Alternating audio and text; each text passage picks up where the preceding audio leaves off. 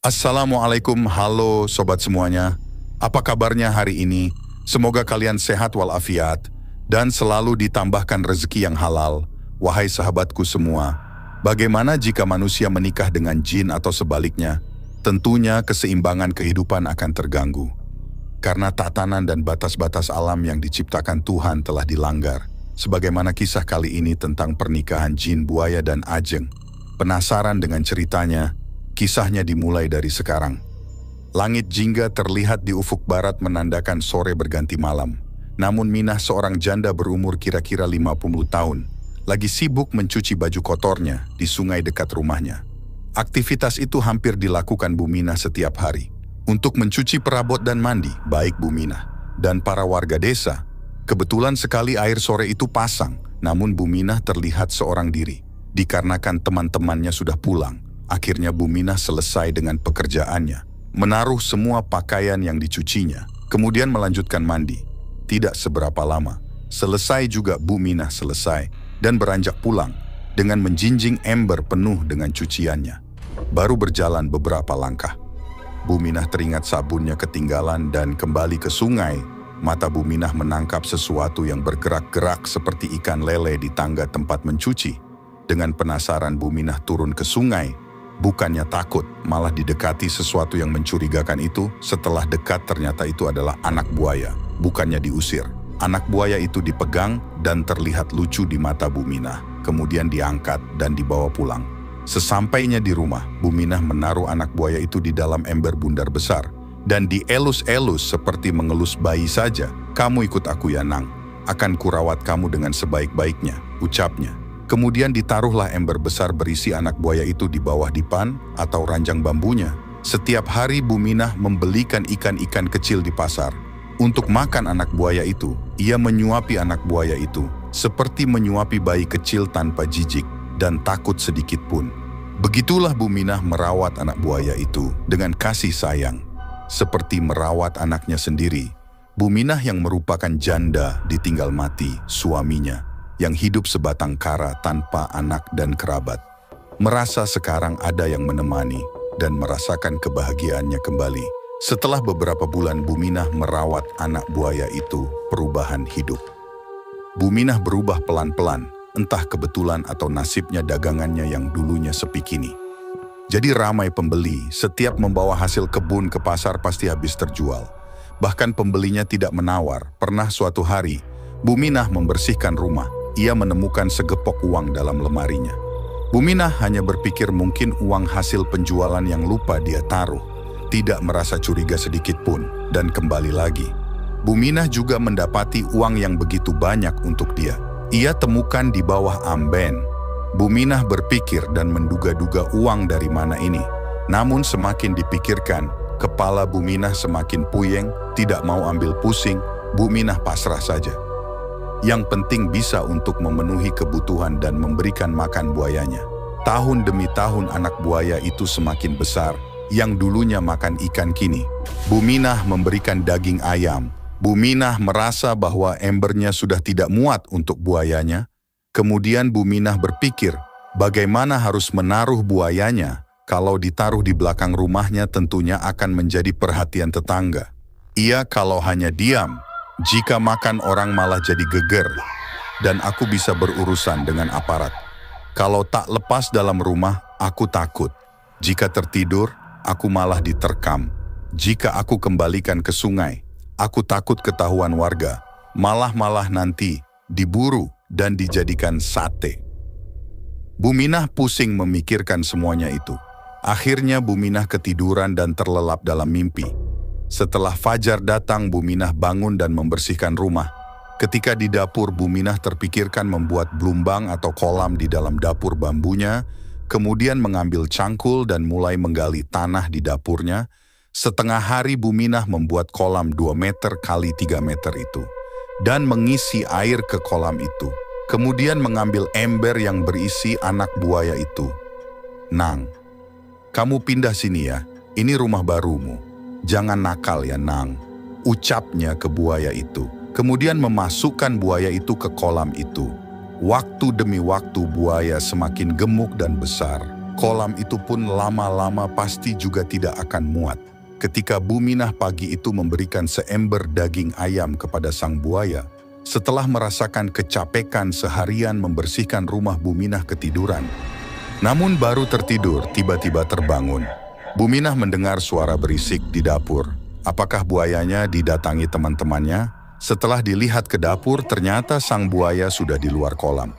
Dan membentur-benturkan badannya ke dinding papan rumah Buminah. Jadi bergetar rumahnya.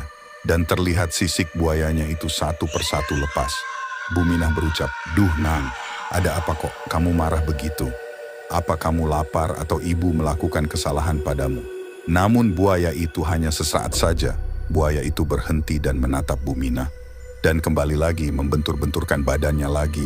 Lama-kelamaan rontok semua sisik buaya itu. Dan alangkah terkejutnya Buminah dengan apa yang dia lihat buaya yang selama ini dia rawat berubah menjadi seorang pemuda yang gagah dan tampan. Seumur hidupnya dia belum pernah melihat wajah tampan nan rupawan seperti di depannya. Tidak ingin terjadi apa-apa bergegaslah. Buminah hendak meminta pertolongan kepada tetangganya namun belum sampai di pintu.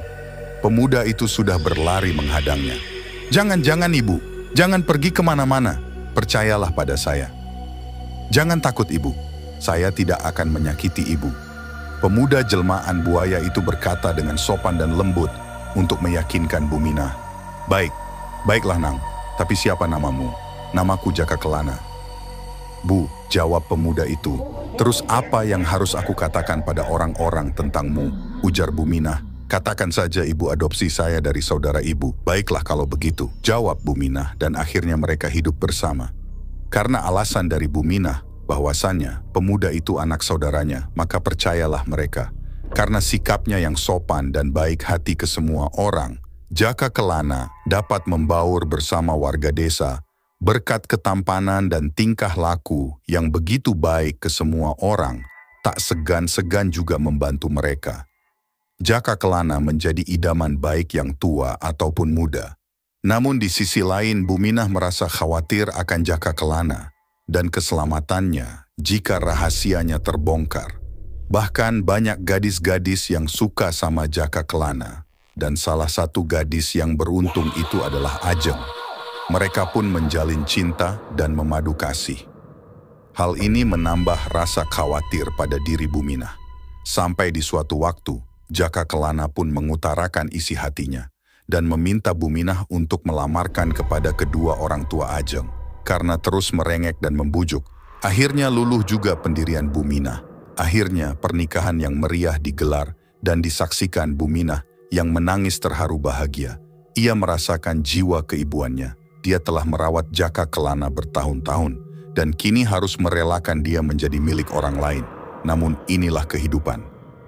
Ada perjumpaan, pasti ada perpisahan.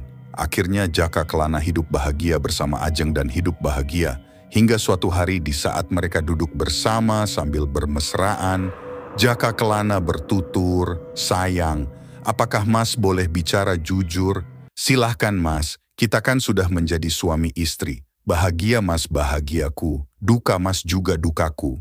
Jawab Ajeng, "Baiklah sebenarnya Buminah bukan ibu kandungku." Ucap Jaka Kelana, "Lah orang tua Mas yang sebenarnya siapa?"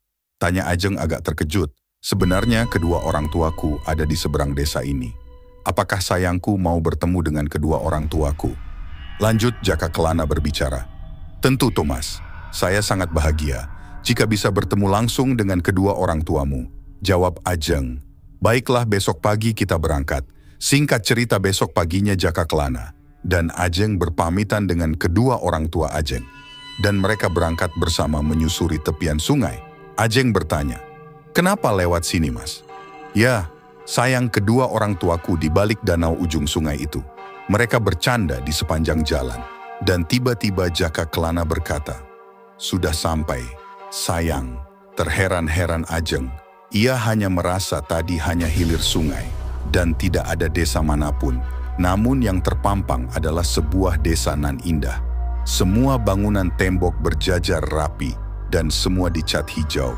Beberapa warga menyapa mereka dengan ramah dan terlihat beberapa anak-anak asyik bermain berlari-lari. Ajeng terus dibawa ke sebuah bangunan yang lebih bagus dari lainnya. "Ini rumahku sayang," ujar Jaka Kelana. Ajeng hanya terpana melihat keindahan suasana dan bangunan itu. Kemudian mereka disambut kedua orang tua Jaka Kelana, yang menurut Ajeng mereka belum terlalu tua. Mereka melepaskan kerinduan dengan berpelukan, dan Ajeng melakukan sungkem.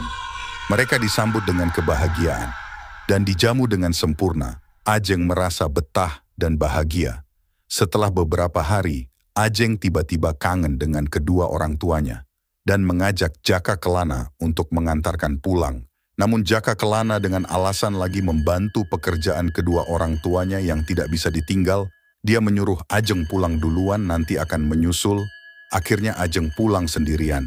Setelah melewati gapura desa, itu aneh, begitu aneh. Ajeng merasakan bajunya basah semuanya. Setelah menengok ke belakang, ternyata danau yang begitu luas di pandangannya. Akhirnya berlarian. Ajeng pulang saat itu dengan hati yang tidak menentu.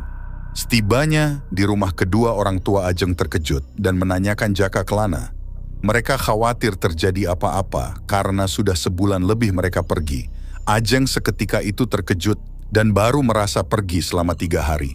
Ajeng berkata, "Kang Mas Jaka nanti menyusul, Pak," dan tidak menceritakan apapun kepada orang tuanya. Paginya Ajeng mendatangi Bu Minah dan memohon menceritakan apa yang sebenarnya terjadi.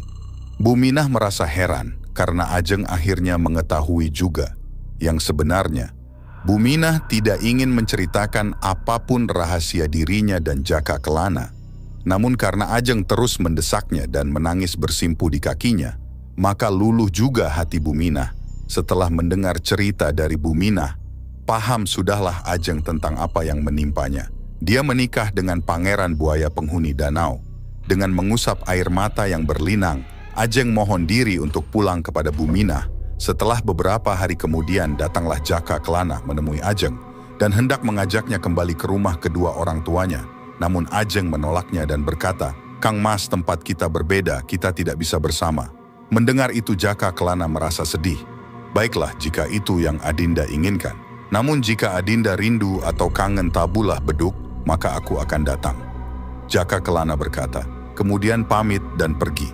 Dikarenakan penduduk desa mayoritas menganut agama Islam, maka hampir waktu sholat di Tabu dan Jaka Kelana datang setiap hari 5 kali, dan kedatangan Jaka Kelana selalu dikawal para pengawal.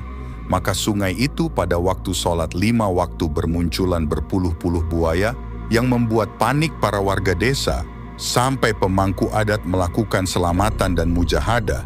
Namun para buaya itu tetap berdatangan pada waktu tertentu tanpa sepengetahuan mereka, karena buaya itu ingin menemui Ajeng, hingga hamillah Ajeng dan melahirkan anak laki-laki yang begitu tampan seperti bapaknya, yaitu Jaka Kelana. Setelah berumur sebulan, sang bayi itu diminta Jaka Kelana untuk dibawa bertemu kakek dan neneknya. "Adinda, aku ingin membawa anak kita ke rumah." Jaka Kelana berkata. Walaupun begitu sedih hati, Ajeng tidak tega anak pertamanya itu harus berpisah darinya. "Baiklah Kang Mas, jika Anda ingin membawa anak ini bertemu eyangnya, saya tidak keberatan. Namun saya punya persyaratan. Jangan engkau takut-takuti lagi para warga desa dengan kedatanganmu dan para pengawalmu." Bergetar hati Jaka Kelana.